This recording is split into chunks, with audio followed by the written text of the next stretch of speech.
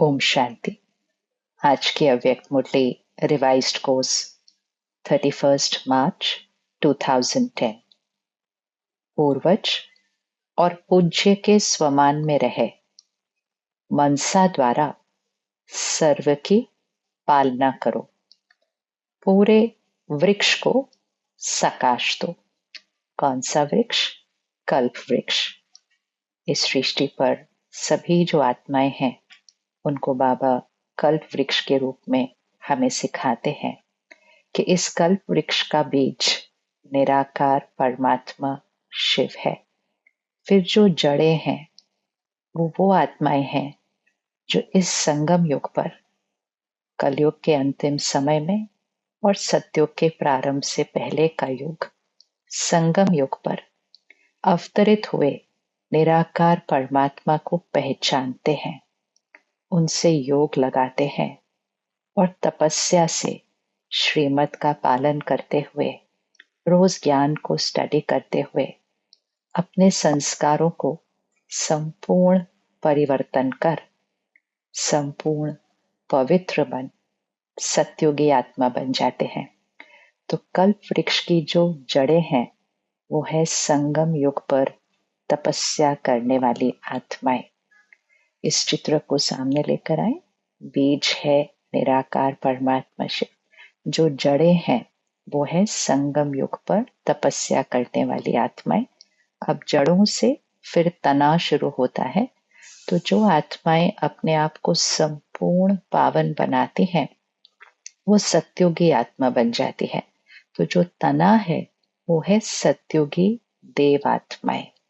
तो सत्युग, त्रेता युग, ये है संपूर्ण पवित्र देव आत्माएं जिन्हें हम देवी देवता कहते हैं।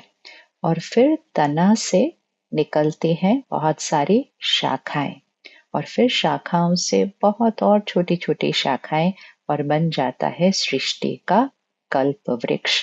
तो जो जड़ों में आत्माएं हैं उन्हें परमात्मा से शक्ति लेकर अपनी तपस्या की शक्ति से, आज परमात्मा ने कहा पूरे वृक्ष को सकाश दो, क्योंकि जो रूट्स होते हैं वो रूट्स पूरी ट्री को नरिश करते हैं।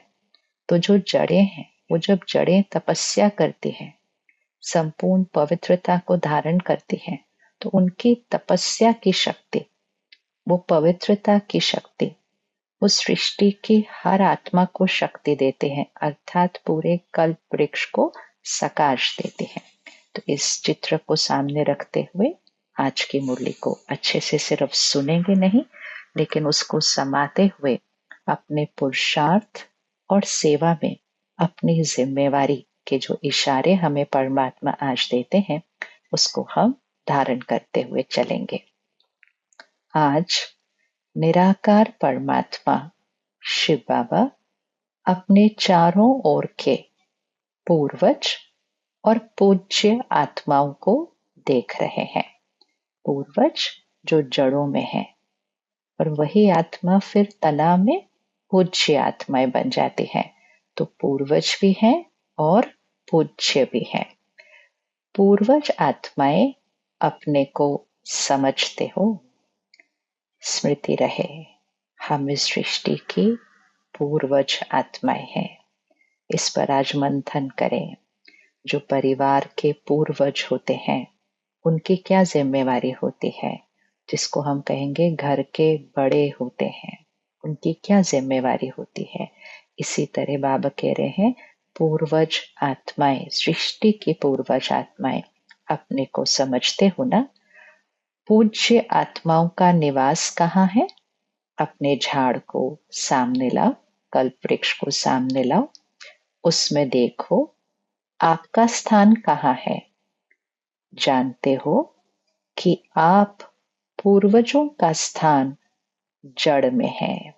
अब अपने आप को देखें, कल्प वृक्ष की जड़ों में बैठकर तपस्या कर रहे हैं और वो तपस्या की अग्नि, वो शक्तियां पूरे वृक्ष की हर आत्मा को सकाश, विश्व की हर आत्मा को शक्ति देते हैं। तो जानते हो कि आप पूर्वजों का स्थान जड़ में है। झाड़ के जड़ में भी है, तना में भी है। जो आत्माएं जड़ों में होंगी वही आत्माएं तना में भी होंगी, क्योंकि जो आत्माएं जड़ों में हैं वही अपने आप को इस समय संपूर्ण पावन बनाकर सत्युगी सृष्टि का निर्माण कर रहे हैं। तो जो जड़ों में है वही तना में भी होंगे। तो जड़ के द्वारा ही सारे वृक्ष को पालना मिलती है। इसको डबल अंडरलाइन करें। जड़ के द्वारा ही सारे वृक्ष को पालना मिलती है। इस महावाक्य से हम अपनी जिम्मेवारी को स्मृति में लाएं कि सारा दिन में सिर्फ योग में जिस समय बैठे हैं उस समय नहीं, लेकिन हर क्षण, हर संकल्प मुझ आत्मा की स्थिति जड़ों से कल्प वृक्ष की हर आत्मा तक पहुंच रही है। बस इतना याद रखना है। मुझ आत्मा की स्थिति, मेरा हर संकल्प जड़ों से सृष्टि की हर आत्मा तक पहुंच रहा है। इस कल्प वृक्ष के पत्ते पत्ते तक पहुंच रहा है। इसीलिए बाबा हमारे को हर मुरली में क्या अंडरलाइन कर रहे हैं कि बच्चे एक सेकंड के लिए भी एक व्यर्थ संकल्प भी नहीं करना है। हमें लगता है और एक संकल्प व्यर्थ हुआ तो क्या हुआ, वो सिर्फ मुझ आत्मा का एक व्यर्थ संकल्प नहीं है। उसकी एनर्जी, उसकी वाइब्रेशन पूरी सृष्टि पर फैलती है। पूर्वज आत्माओं का हर संकल्प पूरे परिवार पर प्रभाव डालता है, विश्व की हर आत्मा पर डालता है। इतना अटेंशन रहेंगे तो पुरुषार्थ में अलबेलापन नहीं आएगा। आज से फिर अंडरलाइन करते हैं अपना होमवर्क। एक सेकंड भी नहीं, एक संकल्प भी व्यर्थ नहीं। तो जड़ के द्वारा ही सारे वृक्ष को पालना मिलती है। तो आप इस सारे वृक्ष के टाल, डालियां व पत्तों की पालना करने वाले, सकाश देने वाले पूर्वज हो। टाल, डालियां, पत्तों की पालना करने वाले, सकाश देने वाले पूर्वज हो। इस दृश्य को सामने लेकर आए कि मैं आत्मा कल्प वृक्ष की जड़ों में बैठी हूँ और मेरी स्थिति, मेरे संकल्प की एक एक वाइब्रेशन इस पूरे कल्प वृक्ष की हर डाली, हर पत्ते तक मेरी एनर्जी पहुंच रही है। तो मुझ आत्मा की कितनी जिम्मेवारी है। तो अपने को सारे वृक्ष को सकाश देने वाले अनुभव करते हो। पूर्वज के साथ पूज्य भी हो। संगम युग पर आत्मा पूर्वज है और सतयुग में वही पूर्वज आत्मा पूज्य भी है। तना द्वारा लास्ट पत्ते को भी सकाश मिलती है।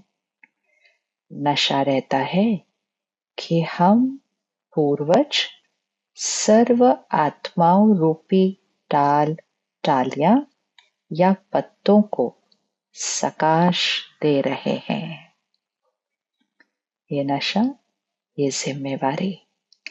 जैसे ब्रह्मा बाप को ग्रेट ग्रेट ग्रैंडफादर कहते हैं, तो उनके आप साथी बच्चे भी मास्टर ग्रेट ग्रेट ग्रैंडफादर हो। सारे वृक्ष के आत्माओं की आप पूर्वज आत्माओं की तरफ आकर्षण है। आप पूर्वज आत्माएं उन्हों की पालना शक्तियों द्वारा करते हो। इस समय सृष्टि की हर आत्मा को शक्ति चाहिए। तो घर में जो बड़े होते हैं, परिवार को जो चाहिए होता है, तो बड़े उसके निमित्त बनते हैं परिवार को देने के लिए। बच्चों को क्या चाहिए, आगे बच्चों के बच्चों को क्या चाहिए, वो पूर्वज देते हैं। तो बाबा ने कहा आप पूर्वज आत्माएं उन्हों की पालना शक्तियों द्वारा करते हो।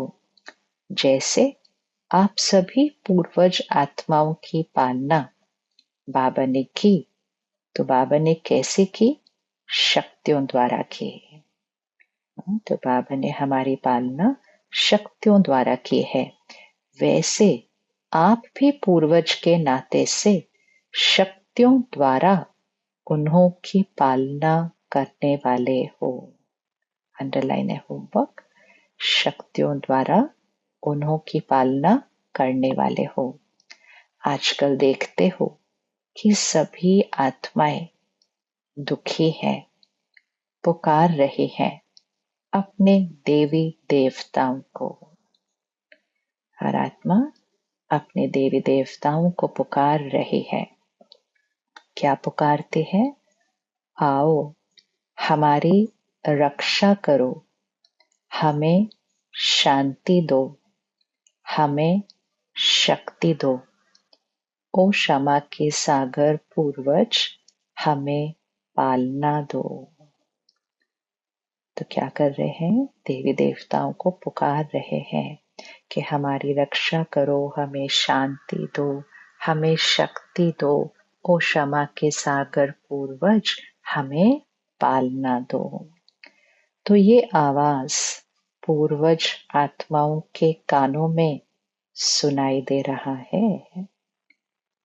हर परिवार से पूछें तो वो कहते हैं ये हमारी कुल देवी है, ये हमारे कुल देवता हैं। अर्थात उनको स्मृति है कि हमारे पूर्वज कौन थे? देवी देवता थे।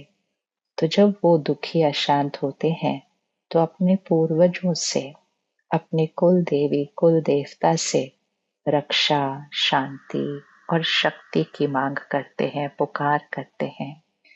तो बाबा कहते हैं क्षमा के सागर पूर्वज, हमें पालना दो करके याद करते हैं। तो क्या ये आवाज पूर्वज आत्माओं के कानों में सुनाई दे रहा है? अनुभव करते हो कि हम ही पूर्वज हैं। सारे वृक्ष में देखो, जो अन्य धर्म वाली आत्माएं भी हैं, तो वृक्ष में टाल टालियां होने के कारण वो भी आपको उसी नजर से देखते हैं। उन्हों के भी पूर्वज आप ही हो। पूर्वज अर्थात हर वो आत्मा जो इस समय सृष्टि पर परमात्मा से कनेक्ट करके अपने आप को शक्तिशाली बनाकर इस सृष्टि पर शक्ति की वाइब्रेशंस से विश्व की हर आत्मा को शक्ति दे रही है। वो पूर्वज आत्मा है। कोई भी धर्म वाली आत्माओं से आप जब मिलते हो तो ये समझते हो कि ये भी हमारे ही वृक्ष के हैं। वो भी जब आपसे मिलते हैं तो समझते हैं कि ये अपने हैं। जब आत्मिक स्थिति में हम किसी से भी मिलते हैं तो वो अपनापन, कि हम एक परिवार के हैं, ये अपने हैं। अपनेपन का अनुभव उन आत्माओं को भी हो रहा है और होना ही है। तो इतना नशा, इतना अंदर से आप लोगों के पास रहम आता है। वो चिल्ला रहे हैं, रहम करो। तो अभी समय अनुसार आप सभी पूर्वज आत्माओं को मनसा द्वारा शक्तियों की पालना करनी है। पिछली मुरली में बाबा ने हमें कहा था कि उन आत्माओं के दुख की आह परमात्मा तक पहुंचती है। तो परमात्मा बच्चों से पूछते हैं कि क्या वो दुख की आह आपको सुनाई नहीं देती? और अगर सुनाई देती है तो फिर हमें अपने पुरुषार्थ को बहुत तीव्र करके अपनी स्थिति को बहुत ऊंचा, बहुत श्रेष्ठ, संपूर्ण, पवित्र, समर्थ संकल्प। बाबा ने कहा था व्यर्थ की बातें आएंगी, लेकिन हर संकल्प समर्थ होगा तो हमारी स्थिति से हर एक आत्मा को शक्ति मिलेगी। तो बाबा ने कहा वो पुकार रहे हैं, रहम करो, उन्हों को आवश्यकता है। तो जितना आप अपने पूर्वज के नशे में रहेंगे, उतना ही आप द्वारा उन्हों की पालना होगी। स्मृति रहती है ना, जो घर के बड़े होते हैं उनको पता होता है हम घर के बड़े हैं। बच्चे कुछ ऊपर नीचे कर सकते हैं, बड़े नहीं कर सकते। अगर कोई बड़ा करता है तो आसपास के लोग क्या बोलते हैं, आप बड़े होकर ऐसे करते हैं। इसी तरह दुनिया स्थिति में ऊपर नीचे कुछ कर सकती है। कोई हमारे साथ कुछ ऊपर नीचे व्यवहार कर सकता है, कोई हमारे साथ बहुत गलत व्यवहार भी कर सकता है, लेकिन मुझ आत्मा को स्मृति रहे, मैं इस आत्मा की भी पूर्वज हूं। इस आत्मा को सकाश देना ये मेरा कर्तव्य है, ये मेरी सेवा है। और उसके लिए मैं आत्मा अपनी स्थिति को परफेक्ट रखते हुए, उस आत्मा को शुभ भावना देते हुए, परमात्मा से शक्ति खुद में भरते हुए उनको शक्तियों की सकाश देती हूँ। तो सिर्फ योग के समय नहीं, सिर्फ सारा दिन जब सब ठीक चल रहा है उस समय हम शक्ति दे रहे हैं, नहीं। जिस समय कोई परिस्थिति आती है, जिस समय हमारे साथ कोई सही तरह से व्यवहार नहीं करता है, किस समय कोई व्यक्ति गलत तरीके से कर्म करता है, उस समय मुझे याद रखना है कि मैं आत्मा, इस आत्मा की पूर्वज हूँ। ये इस आत्मा की स्थिति इस समय थोड़ी सी कमजोर है। वो आत्मा मुझसे अपने व्यवहार से, मुझ आत्मा से शक्ति मांग रही है। मुझे अपनी स्थिति को बिल्कुल परफेक्ट रखते हुए मेरी स्थिति उस आत्मा के लिए शक्ति बनती है। तो जब कोई आत्मा गलत व्यवहार करती है या कुछ भी ऊपर नीचे उसकी स्थिति हिलती है, तो वो आत्मा शक्ति ही तो चाहती है ना, उस समय उसके पास शक्ति की कमी है। तो आज इसको अंडरलाइन करके प्रैक्टिस करना है। पूर्वज के नशे में रहेंगे जितना हम, तो उतना आप द्वारा उन्हों की पालना होगी। वैसे भी देखो, किसी की भी पालना लौकिक में भी बड़ों से ही होती है ना। वही उन्हों के शरीर के खाने पीने, पढ़ाई, जो सोर्स ऑफ इनकम है, उनका प्रबंध करते हैं। तो जैसे बाप ने आप सभी बच्चों की भिन्न भिन्न शक्तियों से पालना की है, वैसे अभी आपका कार्य है सारे वृक्ष के टाल, डालियों और पत्तों की पालना करना। ऐसा उमंग आप पूर्वज आत्माओं को आता है, नशा है, पूज्य भी हो। देखो, सारे ड्रामा में जितनी देवी देवताओं की कायदे प्रमाण पूजा होती है, उतनी पूजा कोई भी महात्मा धर्म पिता की नहीं होती है। देवी देवताओं की पूजा नियम प्रमाण, आरती होना, भोग लगना, ऐसे किसी की भी नहीं होती है। गायन देखो, देवी देवताओं का गायन कायदे प्रमाण कीर्तन होता है, किसी का भी ऐसे गायन नहीं होता है। तो पूर्वज के साथ साथ पूज्य भी हो। ड्रामा में देवी देवताओं जैसा पूजन और गायन किसी का भी नहीं है। पूजन और गायन देवी देवताओं जैसा किसी का भी नहीं है, क्योंकि वो इतने संपूर्ण पवित्र पूज्य आत्मा बनते हैं। बाप दादा ऐसी आप पूज्य और पूर्वज आत्माओं को देख कितना खुश होते हैं।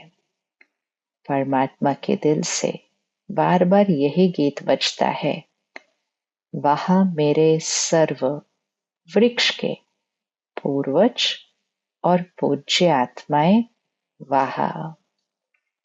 तो आजकल बाप दादा आप सभी बच्चों को जो आपका स्वमान है। क्या स्वमान है? बाप समान संपन्न संपूर्ण बनने का वही रूप देखना चाहते हैं। Underline homework. बाबा क्या देखना चाहते हैं? बाप समान संपन्न संपूर्ण। ये हमारा स्वमान है और इसी को हमारा रूप बनना है। सिर्फ स्वमान और संकल्प नहीं, लेकिन अब उसका स्वरूप बनना है। अंडरलाइन, बाप समान संपन्न संपूर्ण बनने का। उसके लिए एक बात बच्चों को ध्यान में रखनी है। बाप दादा ने देखा कि सभी बच्चे पुरुषार्थ अच्छा भी करते हैं, लेकिन सदा शब्द हर एक को अपने पुरुषार्थ में ऐड करना है। सदा विच मीन्स ऑलवेज। तो बाबा कहते सभी बच्चे पुरुषार्थ बहुत अच्छा करते हैं, लेकिन क्या करते हैं हम? उस पुरुषार्थ में कभी कभी हम गलती करते हैं, कभी कभी हम ढीले हो जाते हैं। तो बाबा ने कहा पुरुषार्थ तो करते हैं, लेकिन एक वर्ड अंडरलाइन करना है, सदा, ऑलवेज। जैसे कोई हो तो वो काम अपना एक्यूरेट करते हैं, लेकिन कभी कभी उसमें गफलत करते हैं। तो हम क्या कहते हैं? आप अच्छा काम करते हो, लेकिन आपको ऑलवेज अच्छा करना है। कभी कभी गड़बड़ उसमें नहीं करनी है, ऑलवेज अच्छा करना है। इसी तरह बाबा हमें कहते हैं आपका स्वमान क्या है? संपूर्ण संपन्न बाप समान। पुरुषार्थ अच्छा कर रहे हैं, लेकिन उसमें सदा शब्द को ऐड करना है। अटेंशन देना है। बाप दादा बच्चों से पूछते हैं कि जैसे बाप दादा आप सभी बच्चों को श्रेष्ठ स्वमानधारी आत्मा के रूप में देखते हैं, वैसे आप अपने को भी ऐसे स्वमानधारी समझते हो? आज बाबा हमें किस स्वमान के रूप में देख रहे हैं? बाप समान संपन्न संपूर्ण। इस सृष्टि के कल्प वृक्ष के पूर्वज पूज्य आत्माएं, हर पत्ते को शक्ति की सकाश देने वाले। तो बाबा कहते जैसे बाप दादा आपको देखते हैं, वैसे आप भी अपने आप को वैसे स्वमानधारी समझते हो।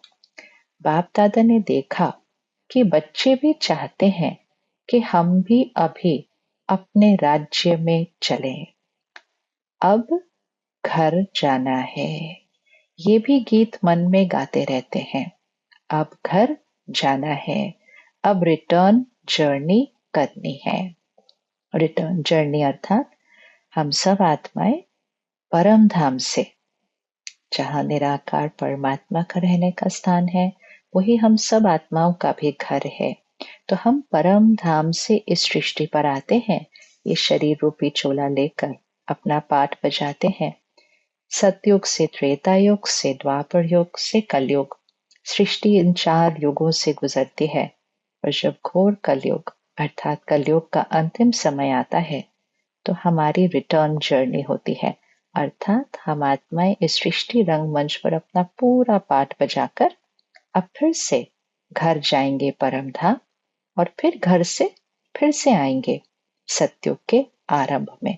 तो अभी हमारी है रिटर्न जर्नी। तो बाबा ने कहा आपको स्मृति है ना कि अब घर जाना है। इसके लिए बाप दादा ने पहले ही कहा है कि सारा समय अपने को कोई न कोई सेवा में बिजी रखो। बाप दादा ने देखा है सेवा की रुचि, सेवा का उमंग उत्साह अभी भी बच्चों में है। अच्छी सेवा के समाचार भी बाप दादा सुनते हैं, लेकिन बाप दादा तीव्र गति में आगे बढ़ने के लिए बच्चों को विशेष अटेंशन दिलाते हैं कि सिर्फ एक वाचा की सेवा नहीं, सेवा करते हो तो एक ही समय पर 3 सेवाएं इकट्ठे करो। वाचा की सेवा अर्थात किसी को परमात्मा का ज्ञान सुनाना, शेयर करना, अपना अनुभव सुनाना, वाचा सेवा, वाणी की सेवा है। तो बाबा कहते सेवा करते हो तो एक ही समय पर 3 सेवाएं इकट्ठी करो। अंडरलाइन करें इसको, 3 सेवाएं हर क्षण इकट्ठी हो रही हैं। मनसा द्वारा सकाश दो, वाचा द्वारा ज्ञान दो और कर्मणा अर्थात संपर्क द्वारा, संबंध द्वारा, चेहरे द्वारा ऐसी सेवा करो जो उसका भी प्रभाव साथ साथ सेवा में हो। अंडरलाइन, मनसा द्वारा सकाश दो, वाचा द्वारा ज्ञान दो, कर्मणा अर्थात अपने संपर्क द्वारा, संबंध द्वारा, चेहरे द्वारा ऐसी सेवा करो जो उसका भी प्रभाव साथ साथ सेवा में हो। तो सेवा अर्थात सिर्फ कोई प्रोग्राम, सिर्फ सेवा नहीं है। हमारा तो जीवन का प्रोग्राम ही सेवा है। हम सेवा पर ही हैं। कौन सी सेवा पर है? विश्व परिवर्तन की सेवा पर, विश्व की हर आत्मा को शक्ति की सकाश देने की सेवा पर। तो इसको हम सारा दिन कैसे करेंगे? हर कर्म करते हुए हम अनेक लोगों के संबंध संपर्क में आते हैं, चाहे परिवार, चाहे कर्म के क्षेत्र पे जो ऑफिस है, हम जहाँ काम करते हैं, सारा दिन में हम कितने लोगों से मिलते हैं। फिर हम सेंटर पर जाते हैं, हम अलौकिक परिवार से भी मिलते हैं। हमारा दायरा बहुत बड़ा हो चुका है कि हम सारा दिन में कितने लोगों को मिलते रहते हैं। और फिर वैसे भी सारा दिन में कहीं भी गए, कोई मिला, दुकान पर गए, कुछ खरीदा, सारा दिन में हम कितने लोगों से मिलते हैं। अब इन 3 सेवाओं को अंडरलाइन करना है। मनसा द्वारा सकाश दो, अर्थात आत्मिक स्थिति में रहकर परमात्मा की याद में उस आत्मा को पहले शक्ति दो। वाचा द्वारा ज्ञान दो। अब हर समय हम ज्ञान तो नहीं सुना सकते हैं, लेकिन जब हम जो बोले, हमारा हर शब्द परमात्मा के महावाक्यों के आधार से हो, ज्ञान के आधार से हो। कोई भी बात हो जाए, हमारी वाणी ज्ञान रत्नों से भरी हो, हमारी भाषा अलौकिक हो, मुरली हमारी भाषा बन जाए, तो हम वाचा द्वारा ज्ञान की सेवा कर रहे हैं। और कर्मणा अर्थात संपर्क द्वारा, संबंध द्वारा, चेहरे द्वारा ऐसी सेवा करो जो उसका भी प्रभाव पड़े। अर्थात चेहरे की स्थिति कैसी है? अब मनसा में अगर सकाश होगी, वाणी में अगर ज्ञान होगा, तो चेहरे की स्थिति कैसी होगी? तो जो आज बाबा ने कहा, संपूर्ण, संपन्न, बाप समान। तो हमारा व्यवहार कैसा होता है? संपन्न, संपर्क अर्थात व्यवहार कैसा है, चेहरा कैसा है। अब जब सब ठीक चल रहा है तो ये मनसा, वाचा, संबंध, संपर्क, कर्मणा हम कर सकते हैं। लेकिन अब कोई बात आती है अचानक से, कोई कुछ कहता है, कोई कुछ करता है, ऐसी परिस्थिति में मनसा द्वारा सकाश, वाणी में ज्ञान और कर्मणा, संबंध, संपर्क में चेहरा हर्षित, स्थिति परफेक्ट।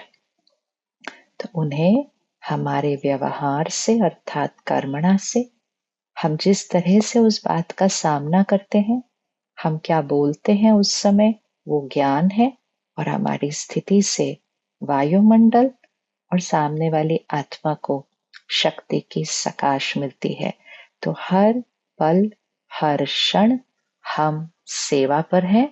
मनसा सकाश, वाणी ज्ञान और कर्मणा में संबंध संपर्क में चेहरा हर्ष। इस सेवा को आज डबल अंडरलाइन करते हैं। एक समय में 3 सेवा इकट्ठी करो, क्योंकि अभी आत्माएं सेवा के लिए चाहती हैं कि कुछ फर्क हो, कुछ बदलना चाहिए। दुनिया अब इंतजार कर रही है कि कुछ बदलना चाहिए। तो एक समय पर तीनों सेवा कर सकते हो।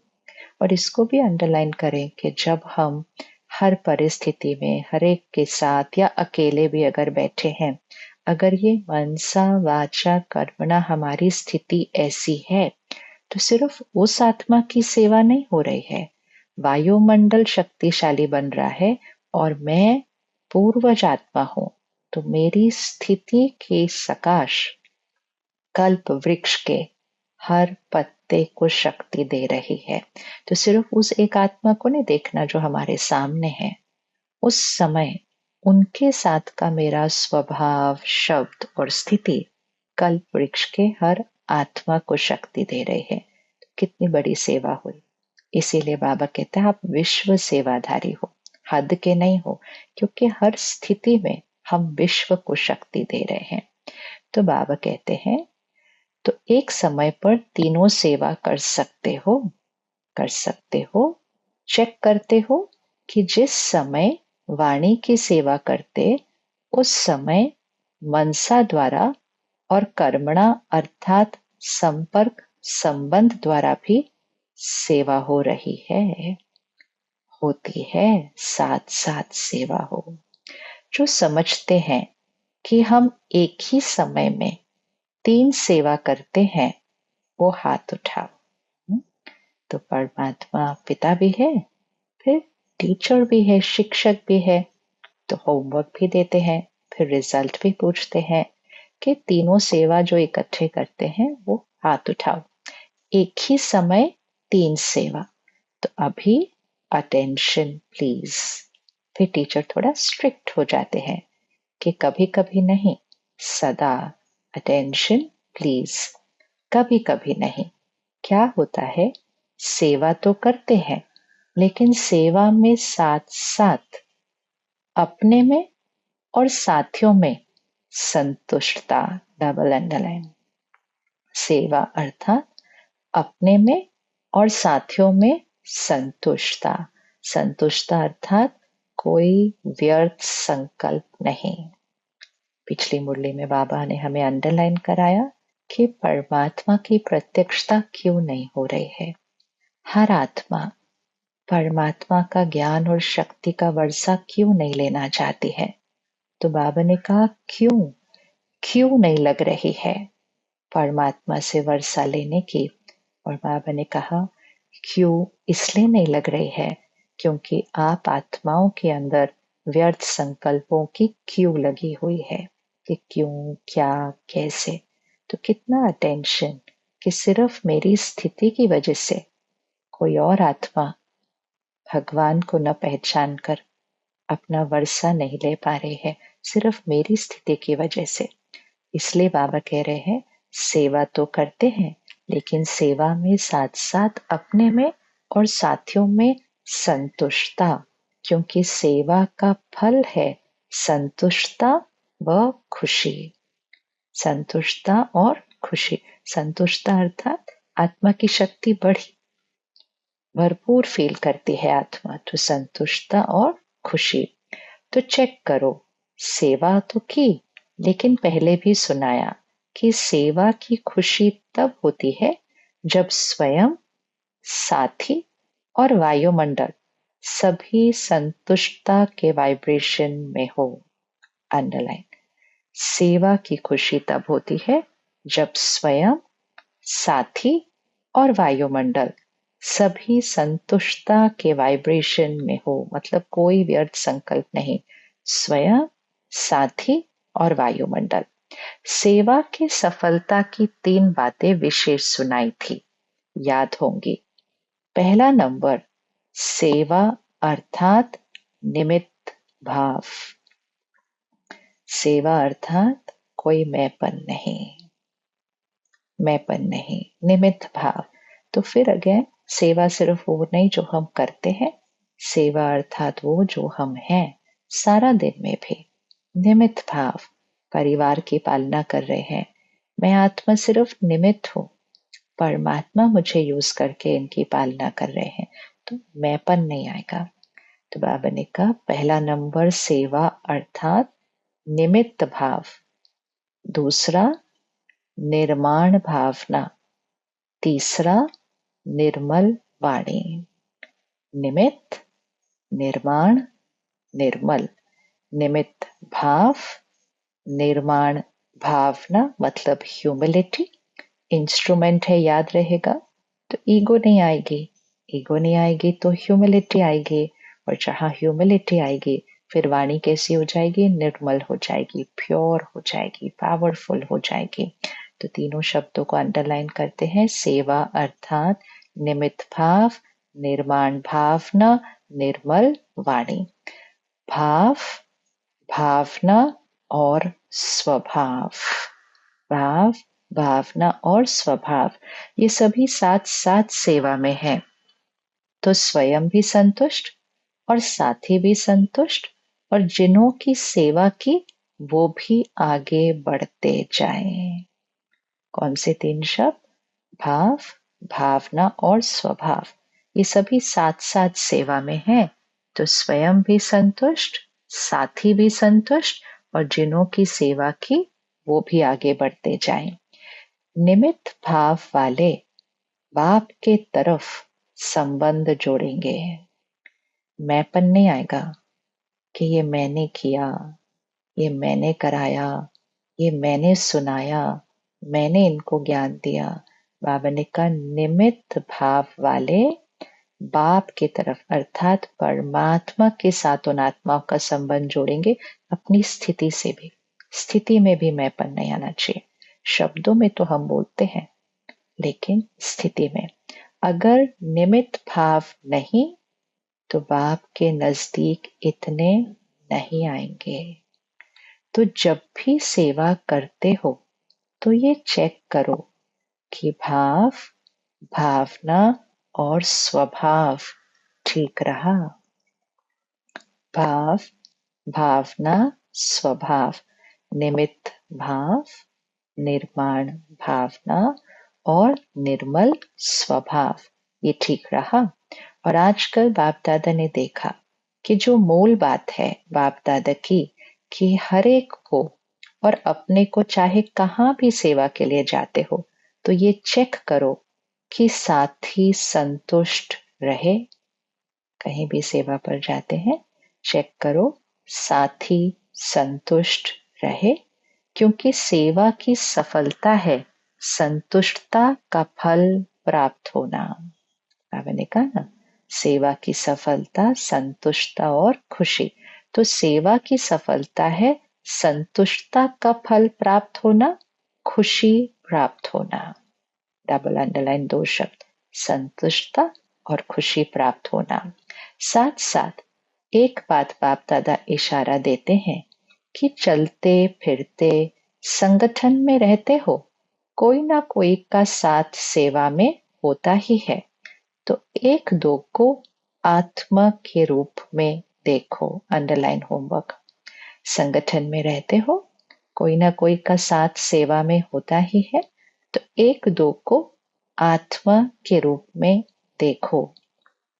आत्मा के रूप में देखते भी हैं, अभ्यास भी करते हैं, लेकिन जब आत्मा देखते हो तो आत्मा के ओरिजिनल संस्कार से देखते हो। याद रहे वो कौन सी आत्मा है, जिनके साथ हम सेवा कर रहे हैं, वो कौन सी आत्मा है, उसको उसके ओरिजिनल संस्कार में देखना है। तो बाबा ने कहा जब आत्मा को देखते हो तो आत्मा के ओरिजिनल संस्कार से देखते हो, या जो मिक्स संस्कार है वो भी दिखाई देते हैं। आज का होमवर्क डबल अंडरलाइन है। जिनके साथ भी सेवा करते हैं उनको उनके ओरिजिनल संस्कार में देखना है। उनके आज का जो कोई मिक्स्ड संस्कार होगा उसको नहीं देखना है। हमें क्या दिखाई देता है, ये ऐसे करते हैं, ये ऐसे करता है, ये ऐसे करती है, तो हम मिक्स संस्कार देख रहे हैं। उनका ओरिजिनल संस्कार संपूर्ण पवित्रता है, शांति है, प्यार है, खुशी है, शक्ति है। फिर कलयुग में आते आते कुछ दाग लग जाते हैं, अर्थात कुछ मिक्स्ड संस्कार बन जाते हैं। किसी में अहंकार, किसी में ईर्ष्या, किसी में डर, चिंता, निंदा, क्रोध, कितने सारे मिक्स संस्कार हैं। तो बाबा ने कहा जब सेवा में किसी के साथ आते हो तो उस आत्मा को उसके ओरिजिनल संस्कार में देखो, मिक्स संस्कार से नहीं। तो बाबा ने कहा या जो मिक्स संस्कार है वो भी दिखाई देते हैं। आत्मा देखो, इसमें पास हो, लेकिन किस संस्कार से देखते हो? क्या आत्मा की ओरिजिनल संस्कार से कनेक्शन में आते हो या वर्तमान संस्कार भी सामने आते हैं? तो बाबा कहते हैं कि आज से किसी को भी एक तो आत्मा रूप में देखो, लेकिन आत्मा के जो ओरिजिनल संस्कार हैं उस रूप में देखो, तो कभी भी आपस में जो कभी कभी बातें हो जाती हैं वो नहीं होंगी। इतना सिंपल तरीका भगवान सिखाते हैं जिससे आपस में कोई टक्कर व्यवहार में भी नहीं, मन में भी टक्कर नहीं होगी। तो बाबा ने कहा जब संपर्क में आते हो तो आत्मा को ओरिजिनल संस्कार के रूप में देखो, तो कभी भी आपस में जो कभी कभी बातें हो जाती हैं वो नहीं होंगी। अभी आत्मा रूप में तो देखते हो, लेकिन साथ में वर्तमान संस्कार भी सामने आ जाता है। तो आपस में जो संपूर्ण स्थिति होनी चाहिए उसमें दूरी पड़ जाती है। तो ओरिजिनल संस्कार वाली आत्मा देखो। तो ये जो अभी संगठन में रुकावट आती है वो रुकावट खत्म हो जाएगी। ये बाबा ने हमें पहले दिन से ये सिखाया है, लेकिन आज भी हम इसको इतना अच्छे से पक्का नहीं करते हैं। फिर कुछ न कुछ हमें दिखाई देता है। दिखाई देना अर्थात आंखों से दिखाई तो देगी बातें, लेकिन मन में एक संकल्प भी आंखों को दिखाई दे, कानों को सुनाई दे, लेकिन आत्मा अपनी स्थिति में सिर्फ और सिर्फ उस आत्मा को ओरिजिनल संस्कार के रूप में देखे। दिखाई देगा कि वो गुस्सा कर रहे हैं। हमें क्या संकल्प करना है? ये शांत स्वरूप आत्मा है ना। बाबा हमें कहते हैं ना, आप उनकी वो कमजोरी को नहीं देखना, आप अपना संकल्प ज्ञान अर्थ रखना है। तो ये शांत स्वरूप आत्मा है। कोई कमजोर दिखाई देगा, कोई गलती कर रहा है, तो हमारी स्थिति में पहले संकल्प में ये शक्तिशाली आत्मा है। फिर किसी के अंदर कोई दर्द, कोई दुख दिखाई देगा, ये प्रेम स्वरूप आत्मा है, ये संपूर्ण पवित्र आत्मा है। कोई उदास दिखाई देगा, कोई परेशान दिखाई देगा, ये सुख स्वरूप आत्मा है। कोई कुछ ऐसा कर्म कर रहा होगा जो सही नहीं है, ये ज्ञान स्वरूप आत्मा है। ये हमारा संकल्प अर्थात हमने उस आत्मा को उसके ओरिजिनल संस्कार में देखा। ये हमारा संकल्प पहले हमारी स्थिति को बनाता है, और हम पूर्वज आत्माएं हैं, तो हमारी स्थिति की ये शक्ति, ये वाइब्रेशन उस आत्मा के अंदर के उस ओरिजिनल संस्कार को इमर्ज करना शुरू कर देगी। जैसे बाबा ने हमारे साथ किया। हम जब आते हैं हमारे अंदर कितनी कमजोरियां लेकर आते हैं, कितना द्वापर युग से अब तक के सारे मिक्स्ड संस्कार, देहभान, अभिमान, अहंकार। बाबा क्या कहते हैं? मीठे बच्चे, आप संपूर्ण पवित्र आत्मा हो। हम तो किसी एंगल से थोड़े भी पवित्र नहीं थे जब आए थे, लेकिन बाबा ने क्या कहा? बच्चे, आप संपूर्ण पवित्र आत्मा हो, आप पूर्वज, आप पूज्य आत्मा हो, आप मास्टर सर्वशक्तिवान आत्मा हो, आप मेरे दिल तख्त पर विराजमान आत्मा हो।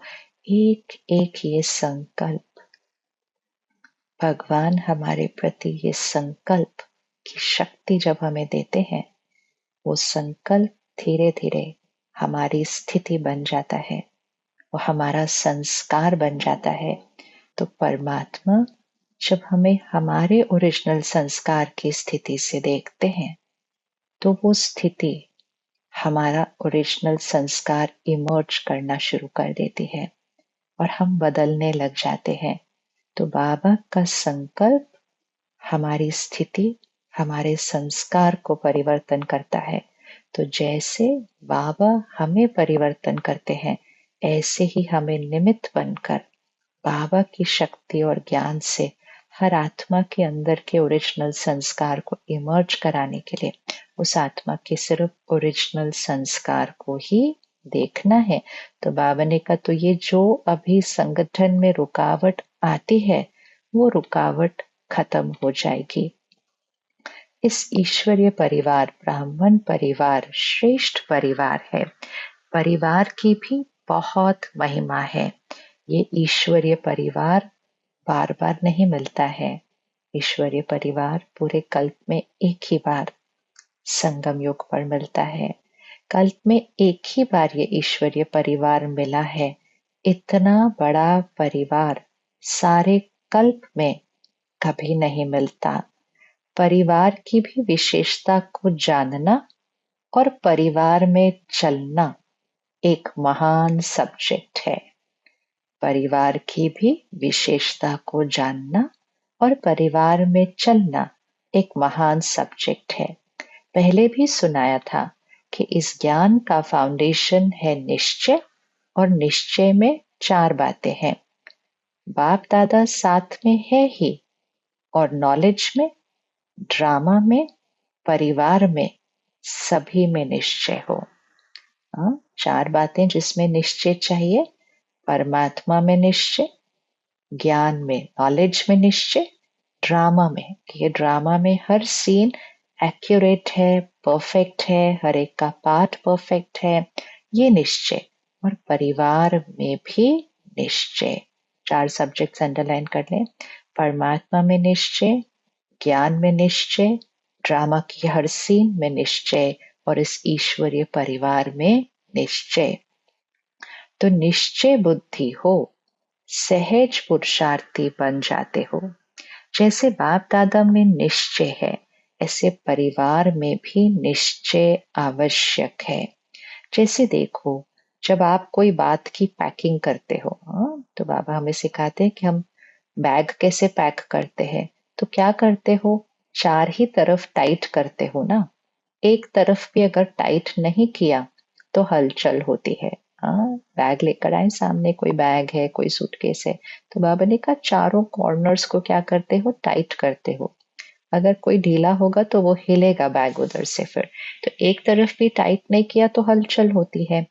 ऐसे ही बाप, नॉलेज, नॉलेज में भी विशेष ड्रामा की नॉलेज, और परिवार, अगर 4 ही बातें मजबूत नहीं है तो विघ्न आते हैं।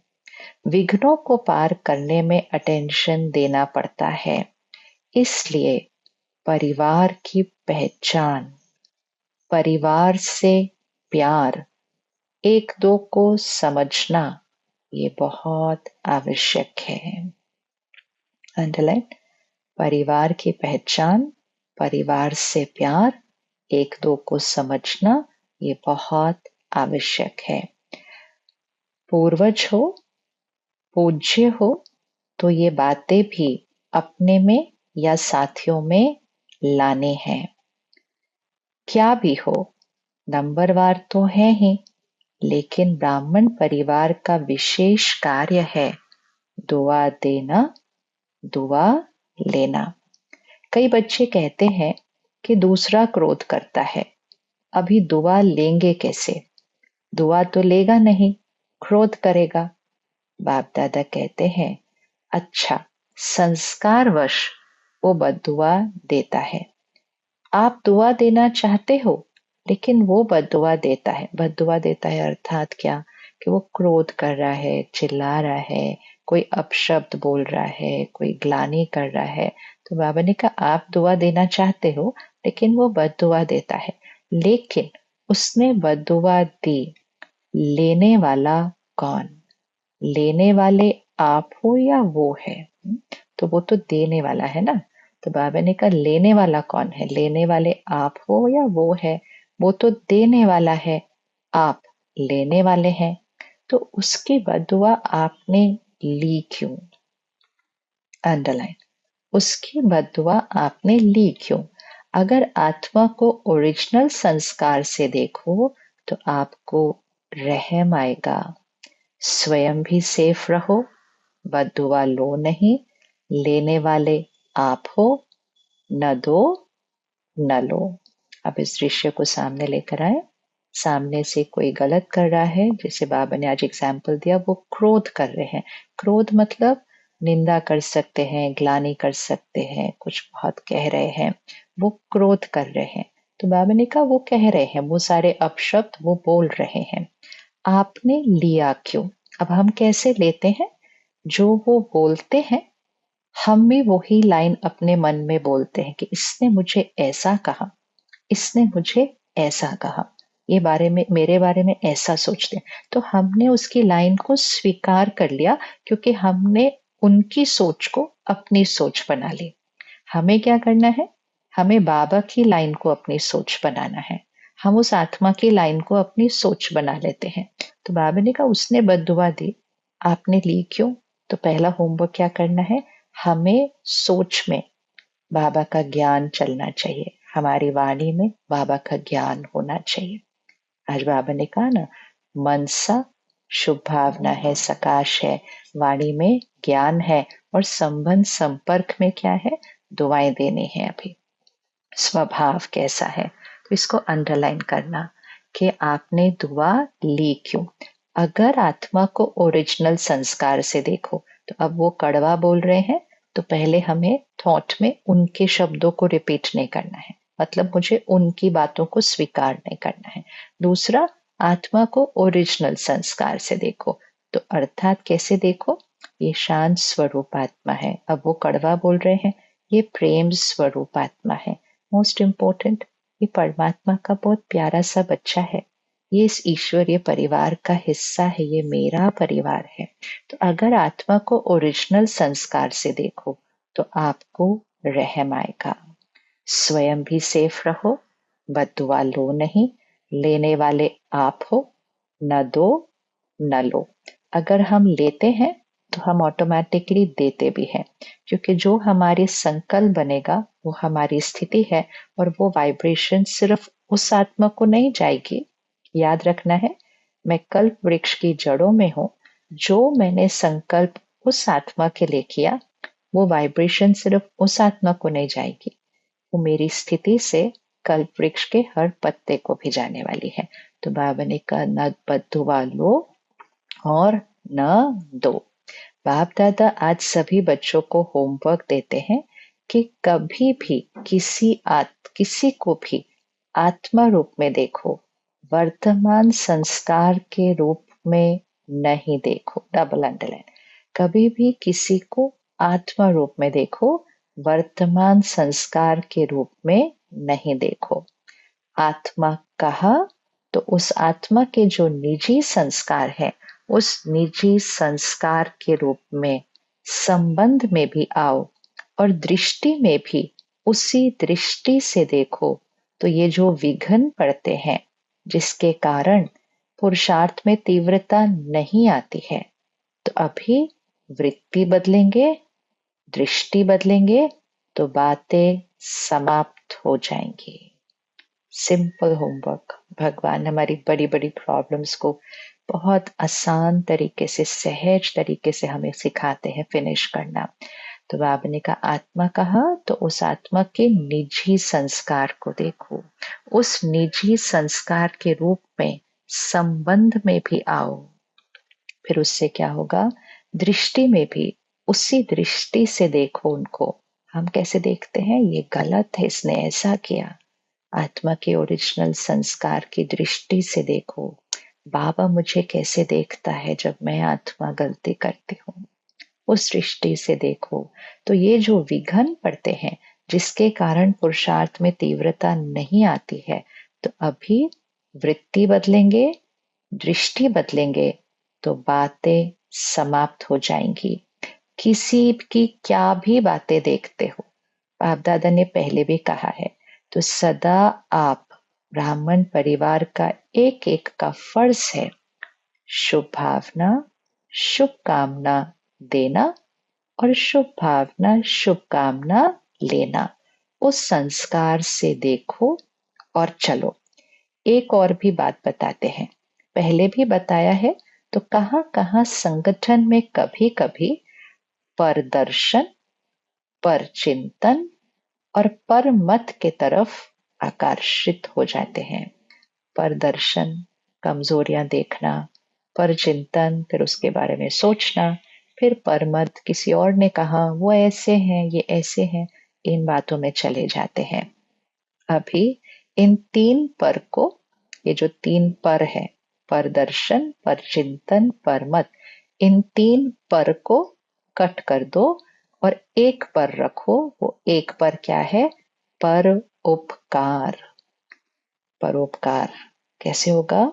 जब परमत, पर चिंतन और पर दर्शन, इस तीन पर को कट करेंगे। पर उपकार करना है, पर उपकारी है, आपका स्वभाव ही है पर उपकारी, पर दर्शन नहीं। ये पर कट कर दो, ये तीनों बहुत नुकसान देते हैं। इसलिए अपना स्वमान सदा यही याद रखो कि मुझ ब्राह्मण आत्मा का स्वमान ही है पर उपकारी। पूर्वज, पूज्य, संपूर्ण, संपन्न, बाप समान, पर उपकारी। तो दूसरी सीजन में बाप दादा हर एक बच्चे में ये परिवर्तन देखना चाहते हैं।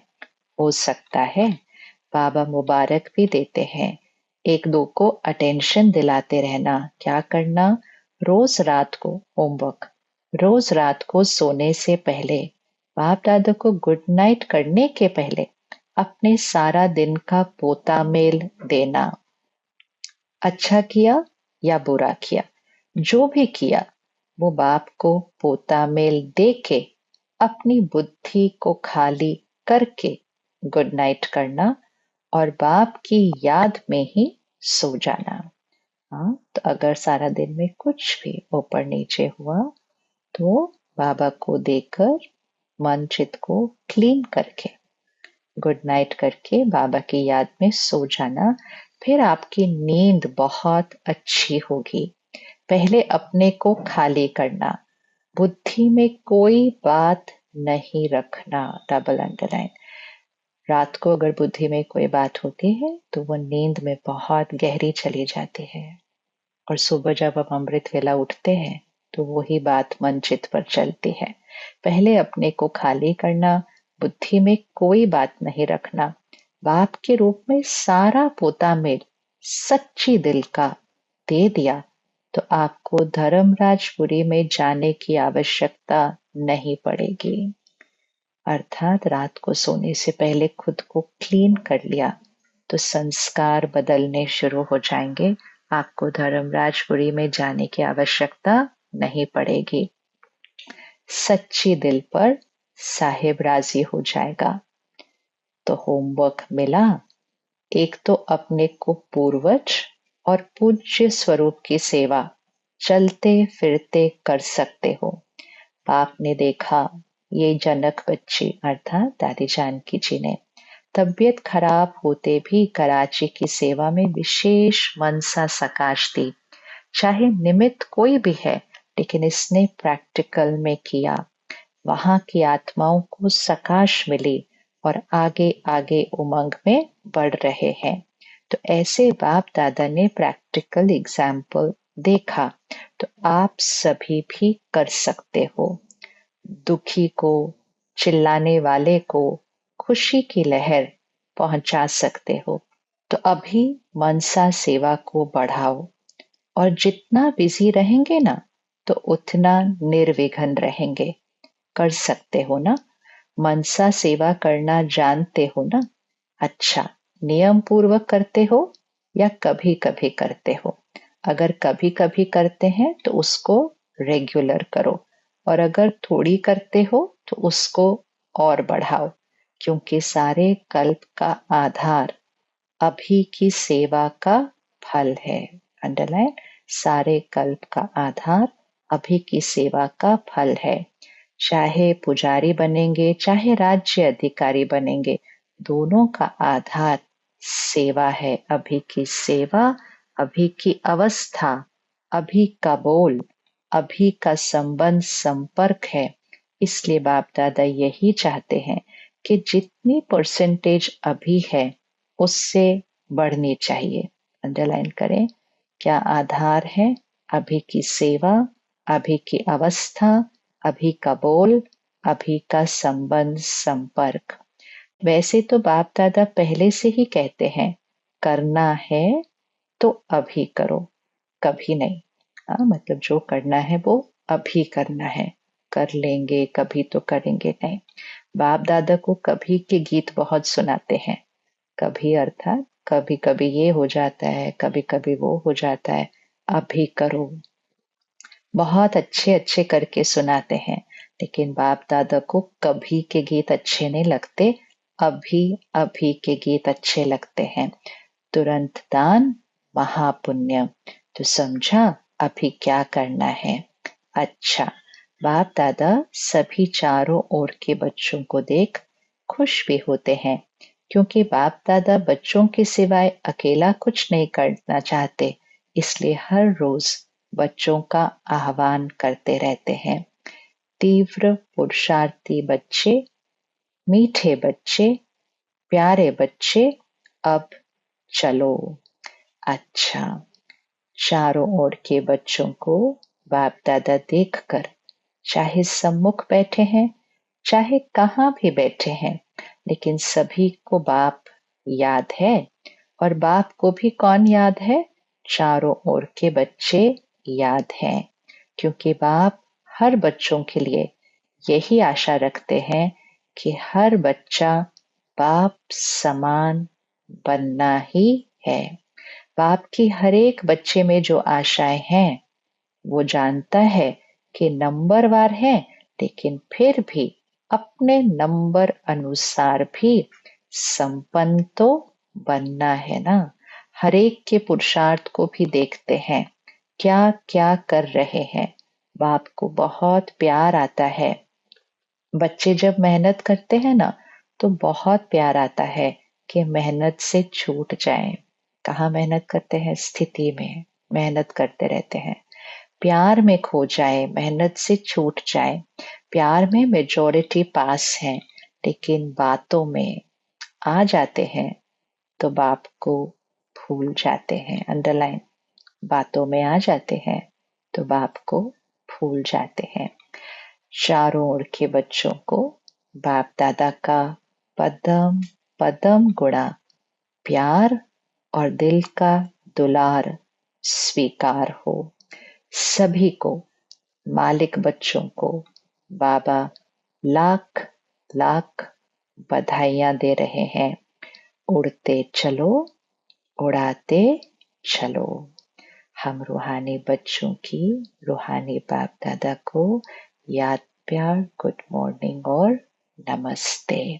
अच्छा, आज का वरदान, स्वस्थिति द्वारा सर्व परिस्थितियों को पार करने वाले निराकारी अलंकारी भव। ज्ञान के अलंकारों से सजे हुए निराकारी अलंकारी भव। जो अलंकारी है वो कभी देह अहंकारी नहीं बन सकते। निराकारी और अलंकारी रहना, यही है मनमना भव, मध्याजी भव। जब ऐसी स्वस्थिति में सदा स्थित रहते तो सर्व परिस्थितियों को सहज ही पार कर लेते। इससे अनेक पुराने स्वभाव समाप्त हो जाते हैं। स्व में आत्मा का भाव देखने से, आज की मुरली में था ना, आत्मा को ओरिजिनल संस्कार से देखो। स्व में आत्मा का भाव देखने से भाव स्वभाव की बातें समाप्त हो जाती हैं और सामना करने की सर्व शक्तियां स्वयं में आ जाती हैं। Double underline.